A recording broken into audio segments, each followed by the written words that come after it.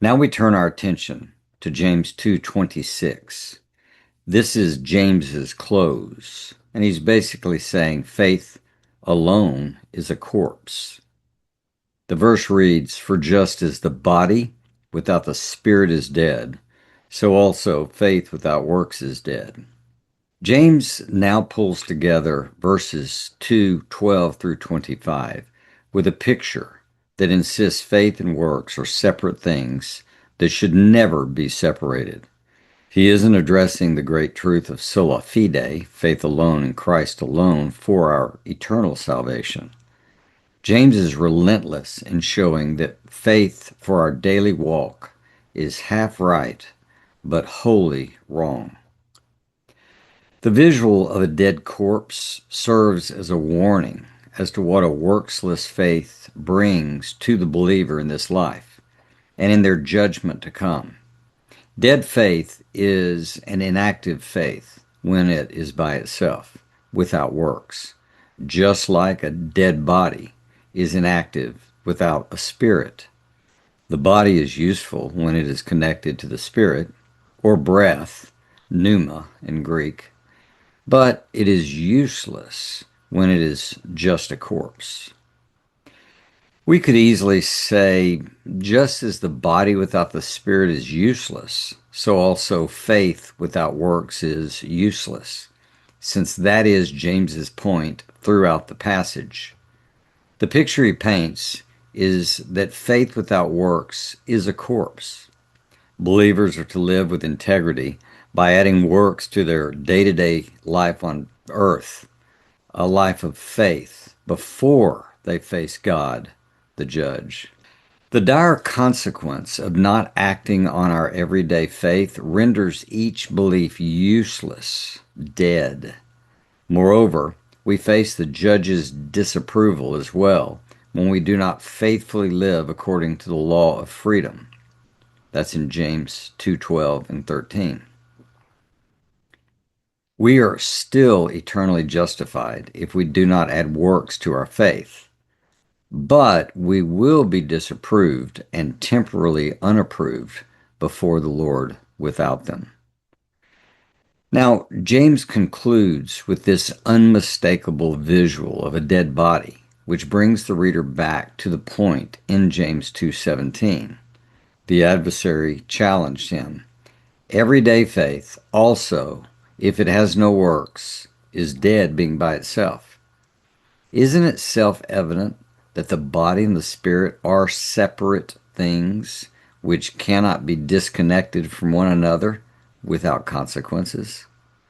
Of course, there is an actual body, but it needs the spirit, breath, to be useful. Just as Adam's useless body existed before God breathed life into it in Genesis 2:7, so faith exists, yet it needs the spirit or breath of works to be useful. But wouldn't we expect James to equate action with the body instead of the spirit or breath if the Westminster Confessionalists' view is correct?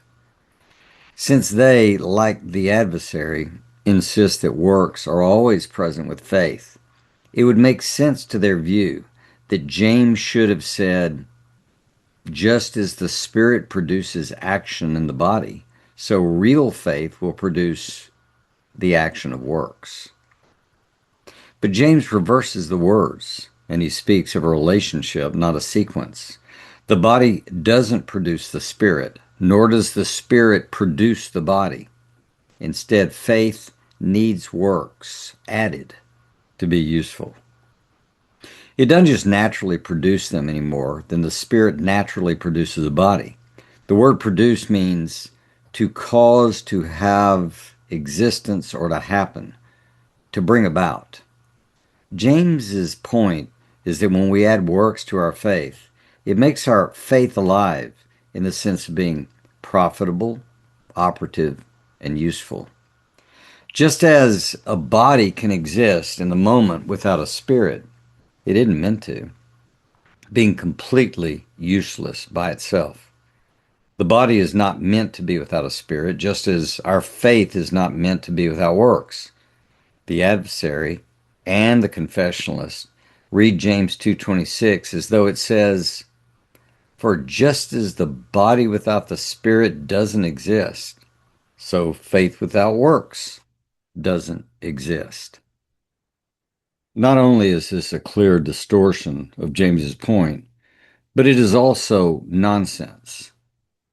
We also miss the analogy if we think that works animate our practical faith, such that faith grows, as Zane Hodges and Jody Dillow have offered. We can grow as a Christian in our walk of faith, but that's not in view here. James is focused on the effect of faith and works when they are together, synergy, not on their mutual influence upon one another, that's symbiosis.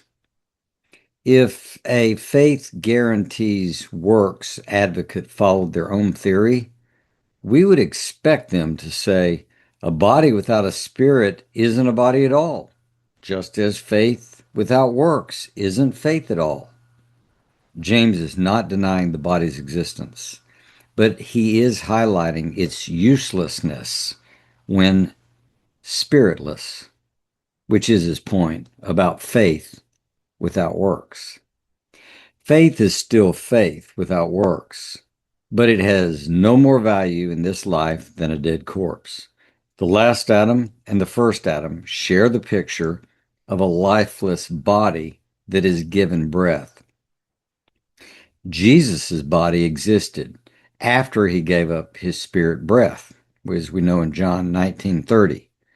But his same dead body was resurrected and breathed again.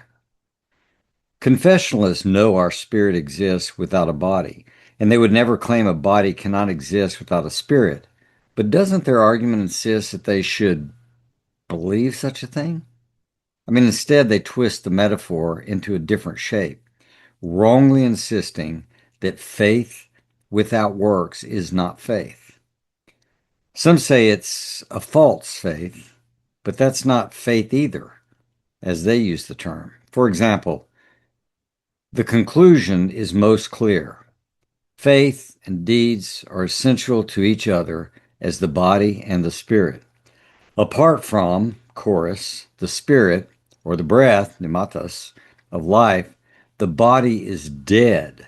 Apart from, chorus, the evidence of works. Faith may be deemed dead too. It is not the real thing. True faith continually contributes to spiritual growth and development. That's from J. Ronald Blue in the Bible Knowledge Commentary. How is this body-spirit picture about evidence, according to Blue? Hasn't he inverted the analogy and implied the spirit can't exist without a body?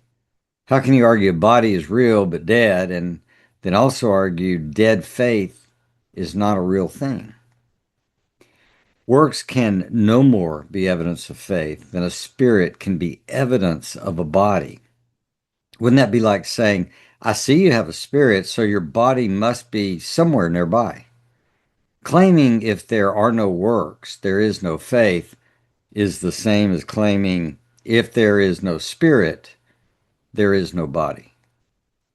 But the analogy insists the body and the spirit can be separated, except to the body's harm.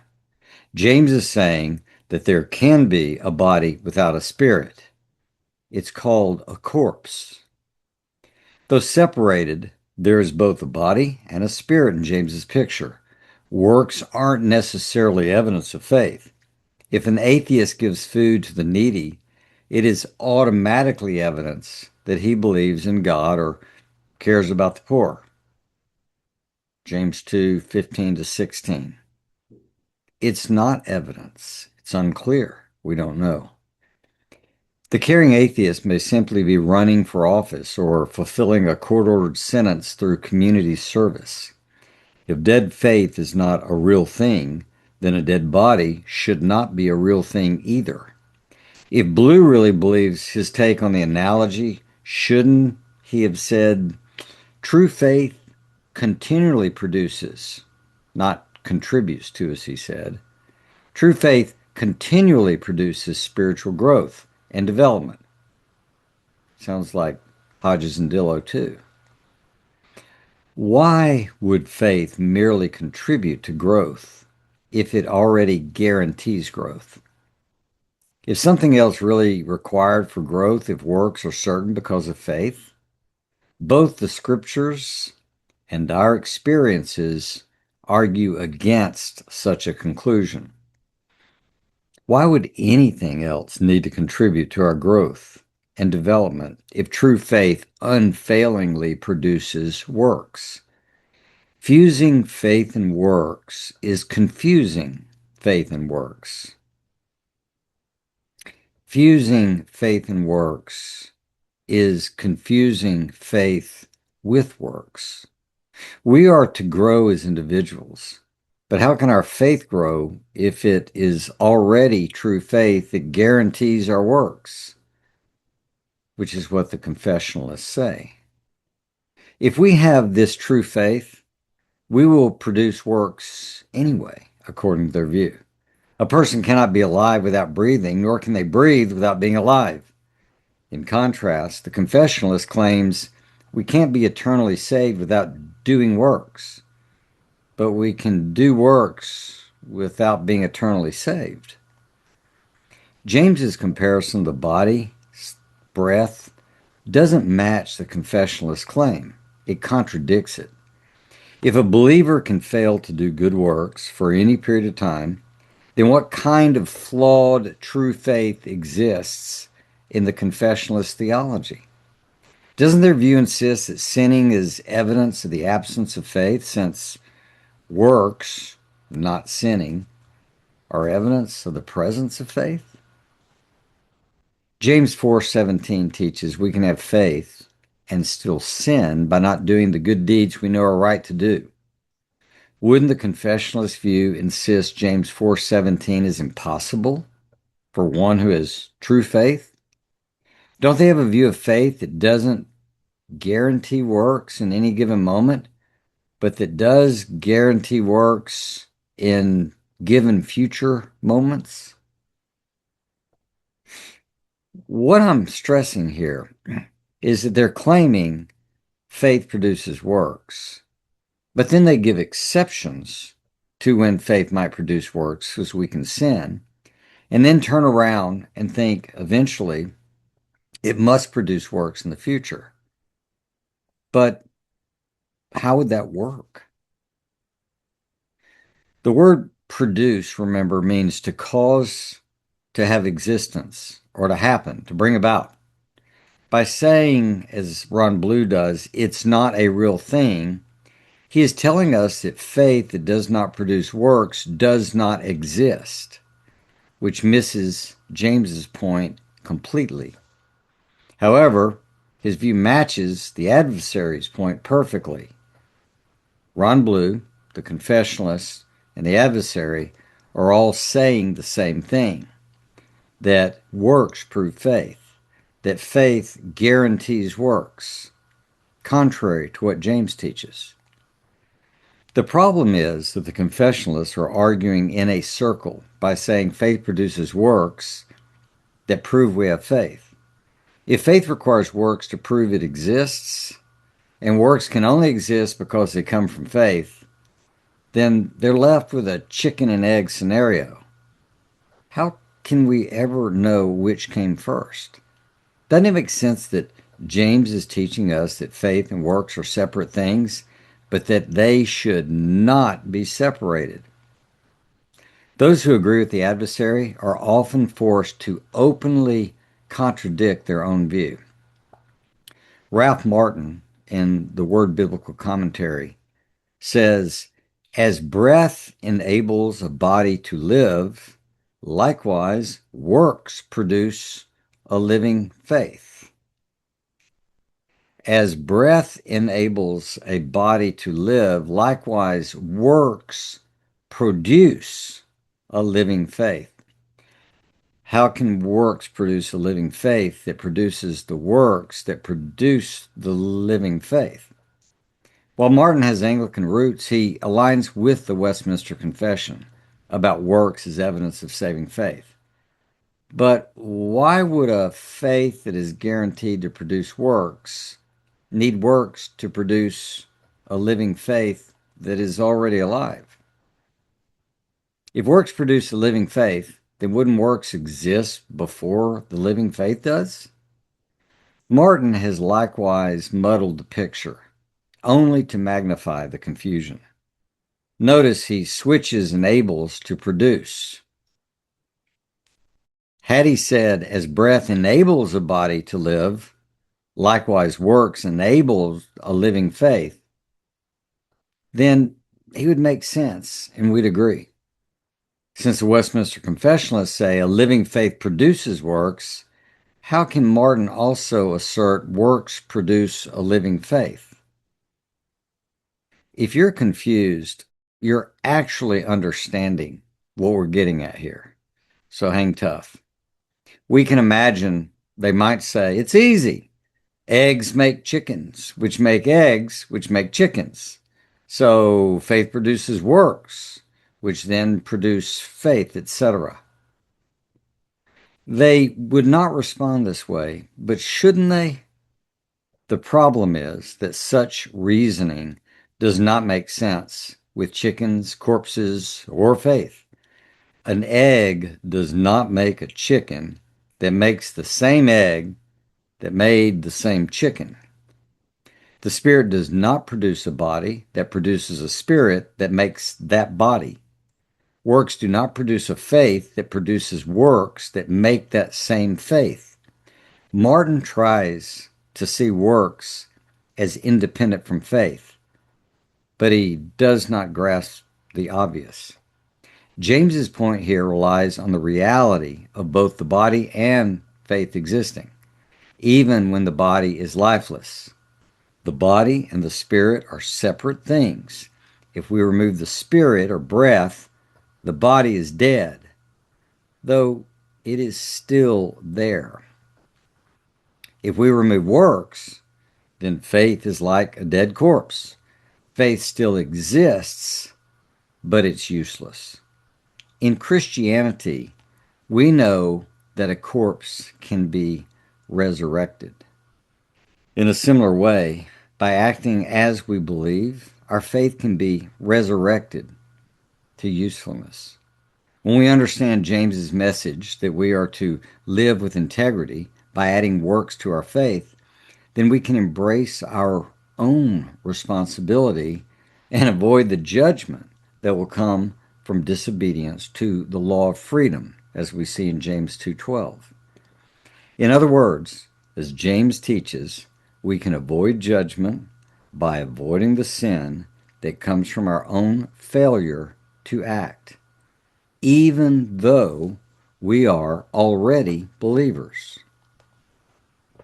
So, for the one who knows the right thing to do and does not do it, for him it is sin.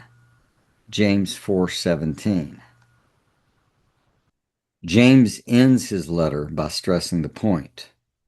In James 5:19, he says, "My brothers and sisters, if anyone among you strays from the truth and someone turns him back, let him know that the one who has turned a sinner from the error of his way will save a soul from death and cover a multitude of sins." He summarizes the same integrity problem and its solution that he has pointed to throughout his entire letter. Brothers and sisters can stray from the truth and fall into sin. He also opened his letter addressing the same problem, that sin can entice believers and bring about death in James 1:13-15.